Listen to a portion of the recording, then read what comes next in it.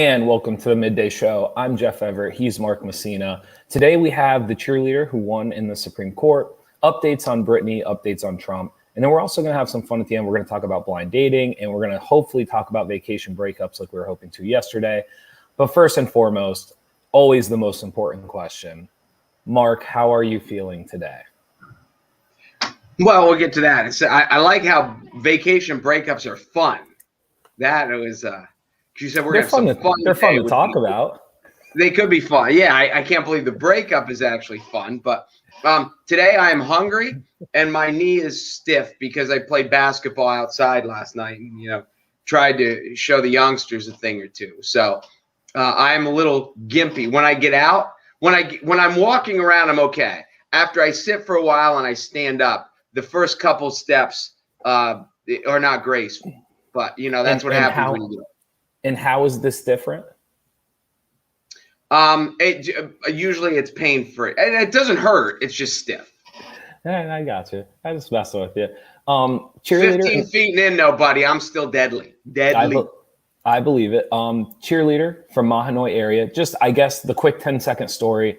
She was left off of the varsity cheer squad as a freshman. She then had a verbal tirade on her Snapchat account at a public gas station off of school property. The school suspended her from the cheer squad for the whole year, and it made its way all the way up to the Supreme Court, and the Supreme Court sided with the cheerleader. It is a, I would say, landmark. What can schools do about social media? Is part of where does their jurisdiction begin and where does it end and all this stuff. And that's a story. Now, the girl's in college now, so it's not like they walked down to her science class and knocked on the door and said, woohoo. Like this was in 2017, but she was, I think, a freshman going to be a sophomore going to be a freshman, something like that. All right. Well, eighth grader going to be a freshman, whatever it was. She tried out for the varsity team, didn't make it. I think she's going to be on the JV team, and posted a Snapchat to it's a group. It wasn't public. It was a group Snapchat, right. But there was like 300 people in the group, I guess. And she went off and F the school and F cheerleading and F this and F that and all this stuff. Well, one of the people in the Snapchat group was the daughter of the coach. So the daughter showed them the coach said, and there are obviously things that the school can do, but she was suspended from stuff, and the ACLU came to her defense and said that she has her First Amendment right. She didn't do it on school grounds. She didn't do it publicly. It was in a private group chat, and you can't you can only do so much. And I went all the way to the Supreme Court. The Supreme Court voted 8-1 in her favor. So there you go. Personally, I'm happy with the decision by the Supreme Court. However, what I will say is I think this leaves schools with more questions than answers. I think if you are a school district now, and not that all school districts were waiting to see what the results of this would be, but I think if you're a school district now and you're trying to figure out how do you handle social media, how do we decide what's right and wrong, because the capabilities are endless. What students are now allowed to do, like before, if you were mad at your principal, your voice really went to the extent of like your parents' basement when you had 3 friends come over that night. And now, like, if you are mad at your principal, your voice extends so much further than that. And schools are going to have a tough time with it. Like, they already are. So it's going to be interesting to see, like, this result does not favor schools. No. And what the long-term aspect that we need to be teaching our kids is that it doesn't help you. No. Like she's not any better because she won this. No. And it's not going to you never score points by going on social media and ripping anyone, especially people in authority, especially people of whatever.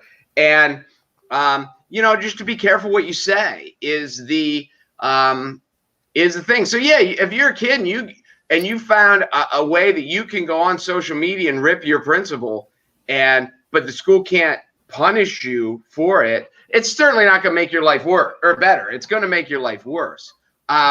The question with social media in schools is still about bullying. And I am hoping that this doesn't detract from the way that because there are schools around that are just going to take the lazy way out and throw their hands up and say, well, the Supreme Court says we can't do anything if it's on social media. So that's, this was kind of, the school felt sorry for themselves, and they came out and attacked us, and how dare she say anything negative about us, and the Supreme Court said you can't punish her for that. But the aspect of teenagers and school and social media is so much more about bullying than criticizing the cheer coach or the softball coach or the principal or any of that. So I hope it doesn't have what word am I looking for? An unexpected detrimental effect on that cause, because that cause needs to be pursued. Well, what I liked about what you said right there, and not to throw Mahanoy area under the bus, but I think what I liked about there was how many times when there's a bullying incident, especially online or through phones, where the school throws their hands up and says, well, we can't do anything about this.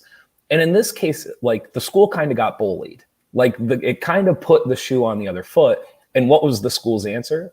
To take it all the way to the Supreme Court to defend their actions. So if schools were this willing in bullying instances to handle it, like if they were that willing to handle it when they themselves got bullied, you would hope that they would do the same thing. So there is a little bit of irony kind of to what you were saying. That is very well put. That the school was the one on the receiving end of the public criticism, and they didn't like it. So make sure that you come to the defense of the kids when they're on the receiving end of it. That was astute. I like that. Thank you. We'll leave it there. Updates. Did you get to read the Britney Spears transcript? I read some of it. Okay. It's sad. What was your initial reaction? It is sad. Yeah. And it's unfortunate when it just seems like it has painted her dad as a terrible person. And it is unfortunate when those around you that are supposed to be there to help you and protect you are more worried about helping and protecting themselves and exploiting you. It's just she was, the people who were supposed to care for her didn't really seem to care all that much, and it's just heartbreaking. The one thing that I'm worried about is it's so emotional, and like it is her life, it's her livelihood, and there's very clearly emotions built up. And so as you're reading the transcript, it's not a great read. Like it's very scrambled. It's very kind of all over the place. It is not like an ABC presentation. And my worries are people going to read into that. They're going to say like, see, like she's a little off her rocker. She's a little off scale. She doesn't have it all together. And as I'm reading through it, to me, it felt like reading somebody who clearly was emotionally upset. And this wasn't the result of 2 years, 5 years, 10 years. Like, this is someone who for over a decade has been forced to do things that she does not want to do. And I'm hoping that's how people read into it. Because when you first read it, it feels scrambled. Like when I first started reading it, I was kind of like, like this may not come off the way she hopes it does. The aspects that were shocking to me were the accusations of that she's forced on birth control, that she didn't want to be on, that there was a leg of, I think it was the final leg of a Vegas residency that she didn't want to do. And she went and said to them, I don't want to do this anymore. And they said, okay. And then the next time she met with a therapist, they said, we hear you're being uncooperative. And they changed her medication dosage. And like, it's sad. It's really, really sad. And it's incredible that someone this famous and who has this much money and should have this many people protecting her. But there are others. I don't know if you ever saw a movie. It's not a great movie, but the story about the dude from the Beach Boys. Was it Brian Wilson? I'm not sure. You should, like, it's kind of the same thing happened to him. There was a guy that was put in charge of his, and Brian had mental health issues, but he was kind of the musical genius behind the Beach Boys. But he was in a very bad situation. And, this famous story about Elvis and the Colonel. And that was like an agreed upon, that wasn't court ordered, But there are lots of these people that are they're so strong in the entertainment aspect of the world and so talented, but away from it they're not strong. And you need people to help them, and it's just heartbreaking when these people get taken advantage of. Well, it's heartbreaking when anyone gets taken advantage of. I would say it's heartbreaking because Britney's so public. It's shocking that she has as much clout that she should have, and she seems so helpless. Yeah, you took the words right out of my mouth, because that to me is the most stunning part of it. Like, once you get over the initial read, and like you said, like there's things in there that almost seem too, I don't want to say too harsh to be true, but in a way, like there's some stuff there that is brutal. And my initial reaction was, most of the time people, when they dislike celebrities or they dislike money or control or power, it's this idea of like they can get away with anything. And what's incredible about this is it feels like she has no control. Like, her description and how they make it sound is basically from sunrise to sundown. She makes no choices. It almost, like, as I was reading through it, if it is factual, like if what she is saying is true, it's worse than being a prisoner. Because even when you're a prisoner, like, you're still waking up and you're still like, do I want to read this book? Do I want to read that book? Like, you're still getting some like just day-to-day choices. She makes it seem as if nothing is within her control or her choice. Well, yeah, it's Did like you she's feel a that little way? child. Yes. Did you feel like when the way she read it, it makes it sound as if she makes no choices. She's not deciding what she eats, where she sleeps, what she does, like nothing. And what's funny, not funny might not be the right word, but I saw an interview with David Bowie, and because David Bowie, I guess famously to the people who knew, I didn't know until I saw this, he kind of went off the grid for like 5 years. Now he's since passed away because he had cancer. But I want to say like early 2000s or whatever, he kind of moved to Germany and just went off the grid. And when he talked about when he was at the height of his celebrity, he talked about like being in a mental institution. He said, they bring me food, they bring me clothes. And he said, the only time I'm allowed out is when I get to go make money for someone else. And you can see how celebrity can make people prisoners because they're so famous. They feel like they can't leave the house, or they can only leave the house under very orchestrated, guarded, disguised positions. But this is court ordered. This isn't just because Britney Spears is really famous and she doesn't feel like she can go to, Sheets on her own and order food. This is because the court has said it, and it is, it's heartbreaking. It really is. It's hard to feel really sorry for really rich and famous people, but she does it. She makes it happen. No, I believe it. We'll leave it there because the update on her was significantly more interesting than the update on Donald. So we'll leave it there with Britney. Before we spin the wheel, thank you to Weiss Markets for being our title sponsor. Be sure to go there for all your grocery needs. Mark has been there twice today already.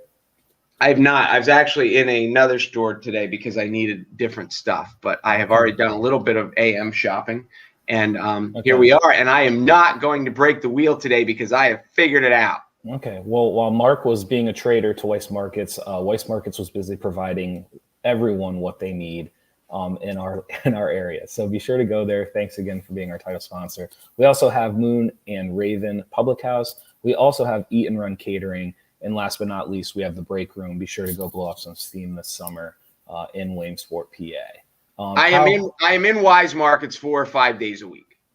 Today has not been one of them yet, but the day is still young. It's only 1:15. So you do feel like a trader. I knew you felt like a trader. No, I don't. I just like I don't play people get weekends off, and it's like, you don't play. You're in the lineup every day, but some days you're just, you just maybe come in a pinch hit. Okay. All right. In order to win, join the Midday Show Facebook group.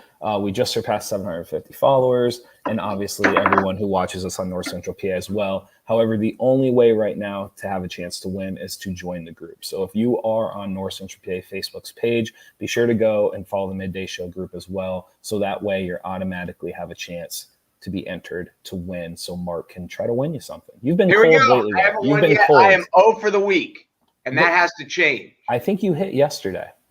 Did I? I thought you did. Oh yeah, after I broke it, then I hit something. Yeah, oh yeah. You hooked Rodney up yesterday with some Weiss. See, even when I break it, I win. So yeah, yesterday was funny. All right, we ready? Today's random winner is Wesley Moore. Did he win? No. We were almost at 100. That's 100 and missed. Maybe I should have spun it the other way. I don't know. I was a little just scared. Shy, Wesley. I was a little scared. Wesley Moore gets a T-shirt. Didn't get the $100 gift card. Oh, that was close. But oh well. Sorry. It's not. It's just this isn't my week. I'm kind of like the who should I be? Like the Las Vegas Knights, maybe. I don't know. Are you Baltimore Orioles. Would that be better? Are you lost without me? Me? You lost without me. No, I'm not. I'm good. I'm good. All right, you say that. I sent you this. There's 2 shows on Netflix. One is because we were going to talk about. That's it. There's only 2 shows on Netflix. There's only 2 shows on Netflix. Boy, so they have made cuts. My gosh, we were going to talk about vacation breakups, and then I sent you this new show that Netflix is coming out with, and I thought they went a little bit hand in hand. So one of the shows that is already aired is called Love is Blind. They come in, they do the dating show. They have to talk like through a black mirror almost, so you can't see who you're talking to. But the new one coming out is called Sexy Beast, and it's blind dating, but basically they are in full gear. They are in full uniform. They have on masks. They even have on gloves. Everything is covered up. And the idea of it is there's this idea of it's also blind dating, but you're also diving into the world of furries as well. So I sent it to you and I was like, this is kind of crazy. Like Netflix is known to kind of push it and try to do different things and new things. This one is definitely new. Well, it is. It's just corny, and it's corny enough that it's different. But it keeps getting to the point that we shouldn't be so superficial. I mean, that's the aspect, and it's trying to prove. But yeah, I don't think it's going to work. I don't. You have to see someone. Like you have to be attracted. You just can't not be attracted. What's the percentage of what? Like how attracted do you have to be? Like how much does that matter? I've always said it. I think it's like on a pass fail. It's not. You don't work harder in the relationship if you think someone's a 10. Well, if you're dating someone that you think's a 10, the relationship's doomed anyway because unless they're a 10 and they think they're only like a 6, and then you got a shot. Have you ever been on a blind date? One. Okay. How did that go? Not all that well. No, not good. Because of you or because of her? Or because of him? Probably both. I don't know. I was young. Yeah, it wasn't. Yeah, it just didn't go well. We'll just leave it at that. Can we leave it at that? No, you can leave it at that. Well, how about fine. You blind date boy? I'm sure if I thought about it, I'm sure I went on a couple, but I don't know if they were really like blind dates in the sense of like you showed up and you had no idea really like what they looked like or who they were. But I certainly you're of the dating site era though. Like yes. So I certainly had dates where I'd never met the person before. Like it wasn't like you'd seen them out and you said, hey, do you want to go out sometime? Like I had gone on dates before where like the only real contact was like through the phone or through a friend and stuff like that. But you always knew who they were or kind of what they looked like or what they did. Like there was always some type of connection. It was never just like, hey, this is my aunt's cousin from Minnesota and like you're showing up at the table. It was nothing like that ever. Yeah, it is. That generation, like I'm still part of the generation. There are lots of people that are my age who, whether it's, divorced or whatever the case may be, were like, they won't use a dating app because they just feel like it's not organic or it's, you're supposed to meet people in bars. That's how God intended it.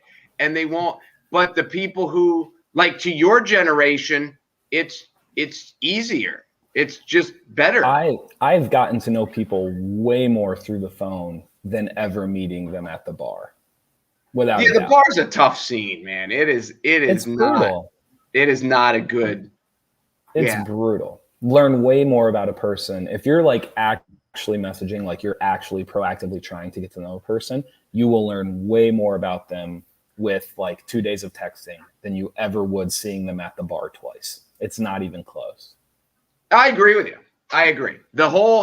And I don't know if I mean, obviously the internet's changed the world. Texting has totally changed the world. Oh, it's completely changed everything. And if you would have told me back in the 80s or the 90s or whatever, that you're going to type out conversations with your friends, we would have said that you're out of your mind. And I couldn't imagine living without it now. It is so efficient and convenient, and you don't have to respond immediately. Like when we're done, I'll have texts, but it doesn't. It's okay, and you can get information. Well, you can scroll back through it. Like I've had people today. Like today, do you have their email? No. Can you text it to me? And I have the email. And I'm not going to lose it now. But see, I think that's the divide there. The disconnect is, I think there's a faction of people that like the text is immediate, and it is like a form of immediate communication. And I am somebody who, like, the text is not a form of immediate communication. Like, I am not indebted to you because you sent me a text. Like, the same way you have a life, like I have a life. And so it is funny, like, you get people who, like, when they send you something, like, you are now indebted to them to respond, and you are to respond promptly, and you are like, there is a faction of world that can't see past the text. Like, they can't see past the fact that just because you texted me doesn't mean that I am now on the hook. No, and I agree with that, but I think there are a lot of places where you can respond to a text where you couldn't make a phone call. Sure. And that makes it easier. Oh, 100%. Speaking of things that are easier, is it easier to just break up on vacation, or is it easier to just, because you're in paradise, you get to enjoy it? You like Forgetting Sarah Marshall? That's great. You're that welcome. is a I'm great glad I could make your day. I'm glad I could make your day. Here's what I would say to you. Here's where we'll go with this.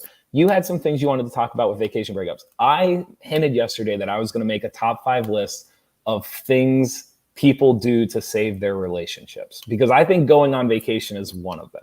So I made a top 5 list of that. But first, let's break down vacation breakups. Well, I saw an article, or it was like a Dear Abby, if you will, and I don't even think Dear Abby's around anymore. But the girl basically asked, since we went on vacation, I got home and broke up with my boyfriend immediately thereafter, should I pay for the vacation that he just paid for? And I didn't even read what Dear Abby told the girl, whether she should do it or not.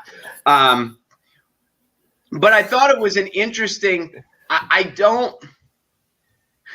would say that I'm shocked that there are vacation breakups, other than, depending on how your relationship is, maybe it's the first time that you've been together for like a week straight, and you couldn't bail out to work and he couldn't bail out to work, or, you know, she couldn't go, you know, back to her apartment and he couldn't, whatever, that maybe just finally the people were stuck together 24/7 for 3 days, 4 days, 5, and they couldn't do it. But other than that, like vacations, how hard is it to get along on vacation? It can be. The weird part of that, here's the 2 things that vacation does. One, you are now separated from your comforts, or the things that you may have relied on, like, to get you through it. Okay. Does that make, so like whether that's a very good point. Whether that's the gym or your own friends or whatever gets you through, whatever's gotten you to the point where you've survived your relationship to make it to the vacation, they are now removed most of the time. They're now removed from the equation. The second thing is, you know, going into the vacation that there's something wrong. Like, there is strain on the relationship, and the vacation does not diminish that. Like, the vacation only increases it, because the whole, like, should we go on vacation? Should we be here? Like, are we doing this? Are we not doing this? Like, what's it going to be? Oh my goodness. When you're getting in the car, on the train, on the plane, however you're getting there, there's no sense of relaxation, which is the whole point of, in my opinion, the whole point of vacation. Well, and that's a good point. I was picturing it as people who are happy and perfectly happy and went, and then like 3 days into it was like, this sucks. But you're talking about a more realistic approach where people know it's struggling Most relationships don't go swimmingly along and then fall off a cliff.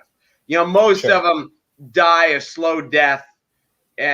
How slow it's different. The speed of death is different for some than others. But yes, I get your point. So I have two perfect examples for you. These are real life examples. And I thought it out in my head. I have notes here because I'm trying not to give away people.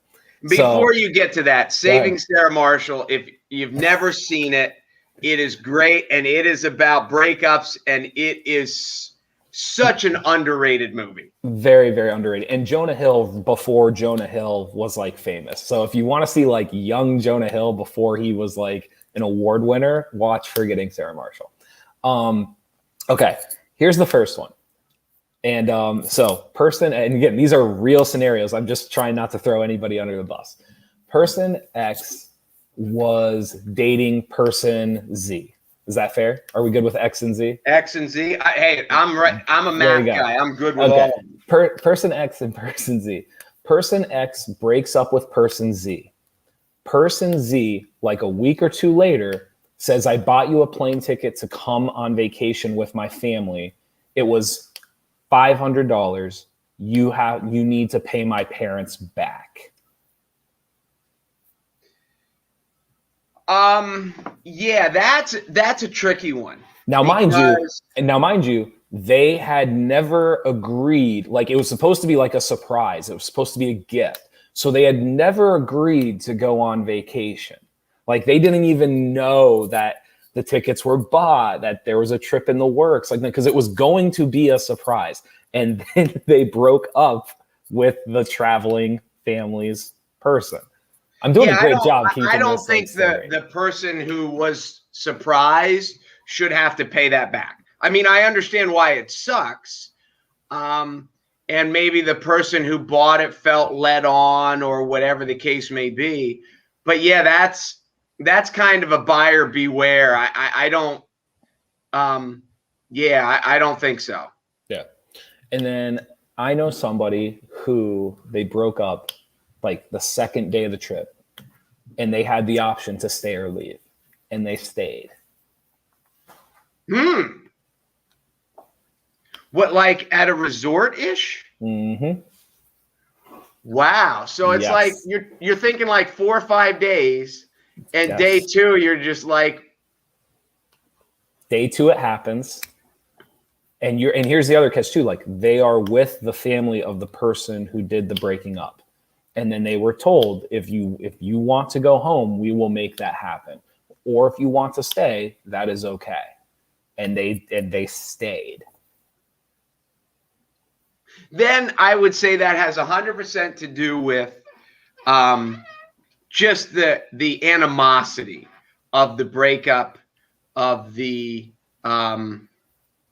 like, hey, while you're here, if just like lay on the beach and whatever. Like it's already paid for. If there's vile, like if every time you see each other they just want to throw daggers, then it's obviously going to be uncomfortable. But again, that kind of determines how far. I'm wondering how mutual it was. Like, did they sit down and have a conversation? Like, what are we doing? Like, should we? I don't think it was mutual because again, like one broke up with the other. So like even if you're not screaming at each other, like that can't be mutual. No, I mean, I think one of the great misnomers of life is this: we can break up and still be friends. And there are obviously exceptions to the rule where it works, but the vast majority of the time, when you break up with someone, you should kind of get your distance, unless you have businesses that are interacted or you have kids, obviously, that you can't. But this level of I don't want you at the top of my social account, but I want you here at a level of a friend usually just doesn't work, and it's a bad idea. So those are my 2 real world examples here. Those actually happened. That's tough. The being stuck on a resort, but if you're so hold on, let me go through this again. So there's a family going on vacation and they're taking the significant other of one of the family members. Correct. The significant other, the person on, I was going to say on an island to make a bad pun. Yeah. The loner in the group did the dumping? No. Oh, the person in the family did the dumping. Yes. Oh, well, then the family feels obligated. So the family offered to send them home, or they could stay. Yeah, the family's stuck there. Like, we invited you. Now, our family member dumped to you. me, this isn't, hold on. To me, this isn't about the family. This is about the person making the choice to stay. The family did what they were supposed to do. The family did everything they could to try to right. I don't want to call it the family wrong, had to, but yes. But I'm saying, like, as an individual, when you have it's one thing if you don't have the choice, like, bear with it, get through the 4 or 5 days. It is what it is. But when you have the choice and then you make the choice to stay, like, that's a, like, not to say it again, but that is a choice. Like, you are putting your foot in the ground. But that's a gutsy, especially if it's a guy. Well, no, I could see it's not about guy or girl. It's just about personality, because that person may be like, that's fine. I'm going to strut around the resort for 3 days and I'm having fun, and you're going to watch it and it's going to be on your dime. And I'm at the club dance floor, and I'm in the hot tub, and I'm on the topless beach, and I'm making a go of it. I could see that. Yeah, I mean, if you're willing to do that, 100%, yes. That is saving Sarah Marshall too, right there. We should write that one up.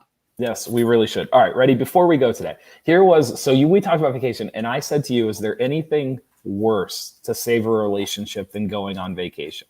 So I actually thought about this. You thought of 5 things? I actually thought it was pretty, you'd be shocked at how easy it actually was. Okay, so here's my top 5. I'm going to go 1 to 5 because I think 1's too obvious. I don't think there's going to be, like, drama built up if I go from bottom to top. Okay.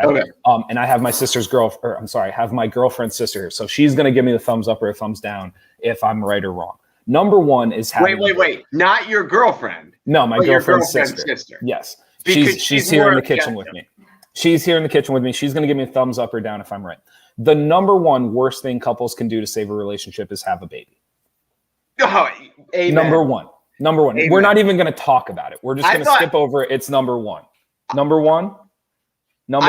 Yes, I got a thumbs up. That is number 1. I thought you were going to say go to counseling, but we're not on the going down the list. Okay, here's number 2, and I thought really hard about this, so stay with it. Number 2, I put down like clubbing or going out, but really what I mean is returning to the scene of the crime. How many couples, like, they're a year into the relationship and they're like, we're not fun anymore. Like, you're not fun anymore. So what do they decide to do? They get dressed up, they return to the bar or the club or the dance, wherever they were, and they try to prove that they can still be fun to one another. And to me, that is the ending. Like, that's the dagger. You know why? Because you're not. Like, you're not as fun as you were. Yeah, I don't think it is. I don't think it's necessarily the end. I think it's a failed attempt, because you're right. We can't turn back the hands of time. It does no good. No. This is like the worst things you can do. There's no benefit to going back. But it's amazing how many couples try to do that. No, but I get it. I'm going to say that there's no harm. It's like me going out and playing pickup basketball last night at 49 years old with a bunch of teenagers. Like, I can't do it. I didn't hurt anything. But you are, because do you know who else goes to, like, the bars and the clubs and the dance scenes that you were fun at a year ago?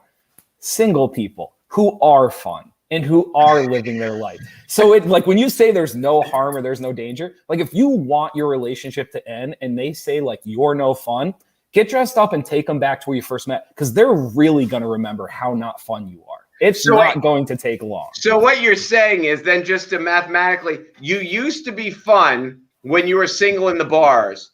And now what happened, then you got into this relationship and now you're not fun. So the thing that's made you not fun is the relationship. I'm saying don't return to the scene of the crime. Don't do it. Do not go back. With you. I'm not all in with it. It won't kill it, but I agree with you. It's not going to help. Is that a thumbs up? Is that one off, or is that? I don't know if it's next in line. Okay, she thinks 2 might be a little high, which is fair. Okay, number 3 is vacation. So I don't know if we have to talk about that one again. Yeah, I think number 3 is going on vacation. There's not a time if it's going towards the end and you think you're going to go on vacation together and solve it. Like, no, you just need you need a porch, a couple of beers, and the truth, and that's going to do you way more than going on vacation. In that order? In that order. Vacation. Okay, that's a thumbs up. Vacation. I want to know. I want you to be clear too. When she doesn't give a thumbs up, when she gives the middle finger up, I'll let you know. I will let you know. Okay, here's number 4 and number 5 are like a tie. It's like 4A and 4B. I couldn't decide which one. I'll do therapy first. Couples therapy. I think mental health is real. I think therapists are important. This is not like a sham on the occupation. However, you know who never goes to couples therapy?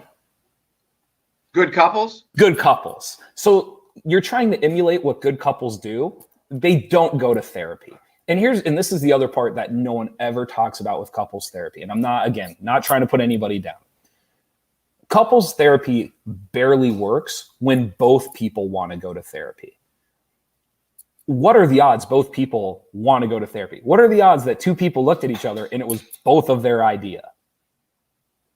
Yes, I agree. And I'm a guy who's been through couples therapy. Okay. And it didn't work. And I had a long, extensive conversation with an adult friend of mine who's highly intelligent, who also went to couples therapy and swears against it. What I think the way I think couples therapy works, you need to have one therapist, but who meets one-on-one with the people, and the therapist almost has to make the decisions of like, is this even worth it, or should you people just run away from each other? See, sit all 3 of you in a room and tell each other how terrible they are and why I'm not. It doesn't work. If we're playing 2-on-2 basketball, and I say like, hey, we need a third person to make this work, we've lost. Like the moment that we're playing 3-on-2, we lost because we're bringing in a third person.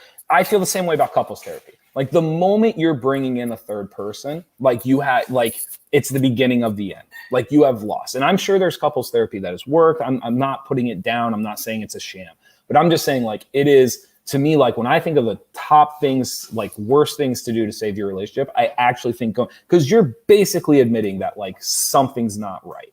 Well, here's what and after you go through a divorce, you find a lot of people, you become a counselor for a lot of people that come to you with the problems that they're having.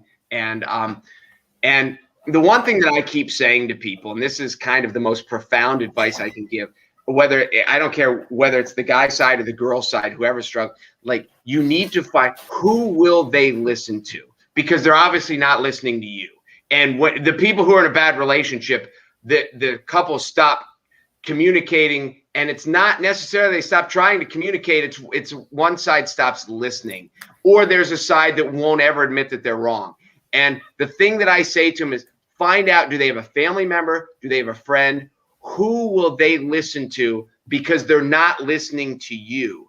And when you get to those people who are like, they have no one that they'll listen to, then they're certainly not going to listen to a therapist either. But that is the aspect.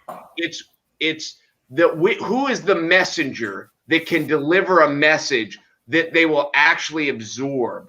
Because and you've been in relationships that have broken up, and I've been in relationships that have broken up. Yeah. People get to that point where the one side will say the sky is blue and the other side will argue it. Like, sure. No, I'm not listening to you at all. So yeah, I agree with you. Okay. Couples therapy. Here, real quick, any date that is financially stimulated. So what I mean by that is like, if you are a couple that typically does not go out for like a $200 meal and get a bottle of wine, I just cringed. If you think that all of a sudden because you go on a date and you financially stimulate the date, it's not solving anything. It's not. I'm amazed at how many people think like a financially stimulated romantic gesture is going to fix everything. Now, a romantic gesture, like it may, it's good. It may be what you need, all that stuff. But like the people who all of a sudden are trying to like financially stimulate it, it doesn't, like, that's not going to fix it. It's not. I've had this, and So I worked for a lawyer, and we were talking about dates, and I made some comment about, I don't think I've spent $75 in my dating life. And he's like, I've never been on a date that cost less than $75. And it is like, there's people who have a lot of money, who kind of don't know how to live without money. They've been spoiled by it, or that's their go-to, that like, I'm going to win them over with money. And I've always told people the best first date is go for a walk and get ice cream. And because if that's like, if that ain't fun, then you're in trouble, and at least you didn't spend a lot. But yeah, because when you go for a walk, you have to talk. And if you find someone that, unless they're lactose intolerant, I'll give you a break. But if you find someone who won't eat ice cream, then you have a problem. That person is a problem. You are correct. And then honorable mention, it didn't make my top 5. I was trying to figure out how to get it into my top 5. It didn't make it. So honorable mention is linked social media accounts. I already hate linked social media accounts. Like I hate like the couple social media account, but there's people who like all of a sudden, like a year and a half, 2 years in, they have like a joint account. And that is one, like most of the time somebody messed up or something is wrong on the ship. And that is like the life. It's like the circle, the inner tube. That is like the life vest being thrown out to just kind of like fix something, like plug the hole. It's the over possessive, it's the guy that won't let the girl go out with her friends, the girl who won't let the guy go out with their friends. It's whatever occurred, whatever happened, whether it was just the relationship's not great or somebody messed up or whatever's happened, the joint account's not fixing it. Like there are deeper interpersonal things going on. And it has nothing to do with you not being a part of the social media account. It has nothing to do with it. Yeah, I agree. Right, those are my 6. You made a really good list, by the way. Thank you. I've thought about it. I told you I was going to. That was a very good list. The thing that I always tell people when stuff comes up and and you get in, whether it's in a early relationship, whether it's in a marriage that's been together 15 years, or he did this or she did this or whatever. And I always get to like, I don't want to say I don't care what they did, because what they did obviously matters, but it's for the health of the relationship. It's why they did it. And because people do a lot of stupid things, and people do a lot of things they regret. And when you Google the statistics of like people who don't know think infidelity is like a marriage killer like 90% of the time. It's not. And it's not. Why did they blow the money? Why did they lie and have a secret bank account? Why did they have an affair? All these, it's why. It's not what, it's why did they do it? And, if someone had a secret bank account because you wouldn't let them do that, like maybe you brought it on. And there's a lot of times they talk most of it. And when they talk about people if you've seen documentaries on people in the sex industry, that have married clients, it's not about sex. A lot of times it's about conversation. It's about respect. It's about having someone that'll listen to them because they don't get listened to at home anymore. And the world gets so busy that they just fill it with busyness. So there's our psychological. We keep talking about having counselors in here to talk to. We can handle it ourselves. That was it. You gave an A+ list. And you're not even trained, but that was just worldliness, and you nailed it. I think those are real things. So thank you guys for listening. I thought that went well. I thought the list was legit. Is there any is there one you thought I had too low or too high? Real quick. I think the second one was too high. What was the second? But see, I think I don't even remember what it was. The returning to the scene of the crime, like going back to the bar or whatever. I don't think so, because again, like it's what is the worst thing you can do? And to me, the worst thing you can do is remind yourselves, like it's one thing to say like, oh no, we're fun. Then to go prove you're not fun, and then to do it in front of a bunch of fun people does nothing for the relationship. But Zero. I think you're trying. I think it's a genuine try. And then I think you kind of get there and remind yourself that this wasn't as fun as I thought it was. And we have to find a new path. So I don't think it's as damning. Number one on the list, anyone that thinks we're struggling, we're going to have a baby and we're going to fall madly in love is a moron. And that is clearly like, amen to you with number one. The other ones you can argue about juggles, but number one, there's no argument. Sure. All right. Thank you. You did well. It was good. You Thank did you. good Thank list. you. And Thank I you. love the Jason Segel, Saving Sarah Marshall. By the way, was Jonah Hill in Saving Sarah Marshall? Yes.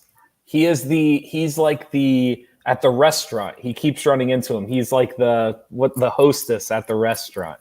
And he seats him and he tries to give Russell Brand his demo tape. And like, yes, it's such a, listen, it is I don't comedy even gold. remember him in it. Because he's only in like 12, 15 minutes of the movie. But it is gold because A, it's Jonah Hill.